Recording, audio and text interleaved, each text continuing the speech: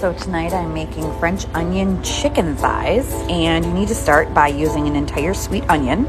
If you have a mandolin, it's going to make it really easy. You get even thin pieces, and I just had to peel a little bit of the outside and cut it on half. Step 2 is getting those thinly sliced onions in a pan with a tablespoon of oil and a tablespoon of butter. You want to cook them on low-medium heat and stir them every little bit so that they don't stick to the bottom and that they get evenly caramelized. It's going to take a long time for these to caramelize because we're doing it low and slow, so 30 to 45 minutes, but I'm just going to keep stirring and enjoy. See how they're nice and soft, but these are only about 10 minutes in. All right, and these are my chicken thighs. While I'm waiting, they're still slightly frozen. It won't be too bad, but I'm gonna do some, trimming, get a little bit of that extra fat off that we don't need, and just trim them up a little bit. But then I will season them, and then they'll be ready to go in the pan when the onions are done. So as you can see, the onions are just starting to get a little bit of brown.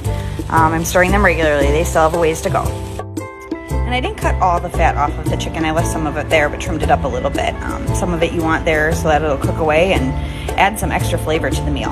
And I accidentally bought, well, it's okay, but I bought boneless. So these will cook up just a little bit faster. Yay! So here are my caramelized onions. I probably could have let them go a little bit more, but I was worried that some of them were gonna get really black. And now I am just searing the chicken before it's gonna go in a pan in the oven.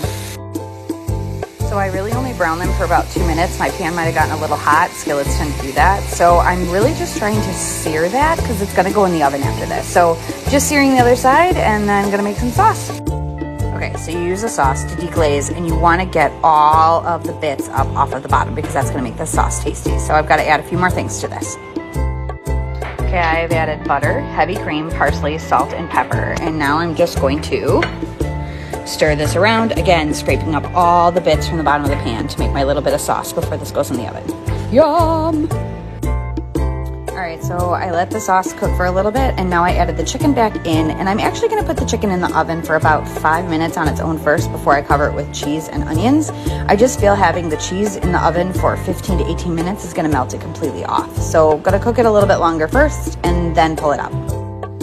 So I just pulled the chicken out of the oven after 5 minutes, and I'm gonna coat it with the onions and provolone cheese. It called for Gruyere, but I went with provolone instead.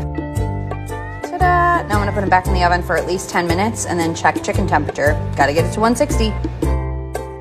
So I took the chicken out as we're waiting for the rice to finish, but here's the finished product. It looks so good. Final product, French onion chicken and rice. Yum.